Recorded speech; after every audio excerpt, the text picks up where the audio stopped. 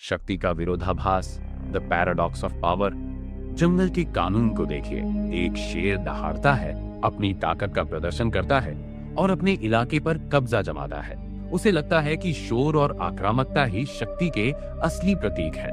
लेकिन इंसानी दुनिया में शक्ति का गणित थोड़ा अलग है। यहाँ अक्सर जो सबसे ज्यादा शोर मचाता है वह वास्तव में सबसे कमजोर होता है। इसे ही शक्ति का विरोधाभास कहते हैं। एक आधुनिक बोर्डरूम की कल्पना कीजिए। एक मैनेजर टेबल पर हाथ पटक रहा है, चिल्ला रहा है और अपनी टीम को डराकर काम करवाने की कोशिश कर रहा है। उसे लग रहा है कि वह अपनी शक्ति दिखा रहा है, लेकिन गहराई से देखें तो ये चिल्लाहट उसके डर का प्रतीक है।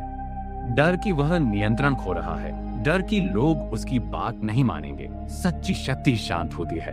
उसे खुद को साबित करने के लिए शोर की जरूरत नहीं होती। प्राचीन रणनीतिकार चाणक्य ने सिखाया था कि एक राजा की असली शक्ति उसकी प्रजा के भय में नहीं, बल्कि उसके स्वयं के चरित्र और अनुशासन में होती है। उन्होंने कहा था, जो व्यक्ति अपनी इंद्रियों और अपने मन पर विजय प्राप्त कर लेता है, वही वास्तव में दुनिया पर शासन करने के योग्य है। शक्ति के 3 मुख्य स्तंभ होते हैं। बौद्धिक पूंजी, ह्यूमन कैपिटल, आपका ज्ञान और आपकी सोचने की क्षमता।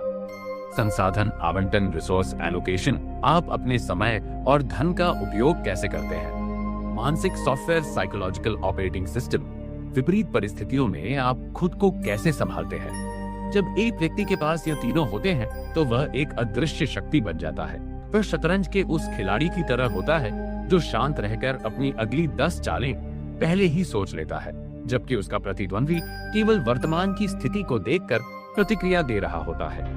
इतिहास में एडोल्फ हिटलर जैसे तानाशाहों को देखिए। उन्होंने शक्ति का प्रदर्शन शोर और हिंसा के जरिए किया, लेकिन अंततः उनका पतन हुआ। दूसरी ओर महात्मा गांधी जैसे लोग थे जिन्होंने मौन और अहिंसा को अपना हथियार बनाया। उनकी शक्ति शांत थी, लेकिन उसने एक पूरे साम्राज्य की नींव हिला दी।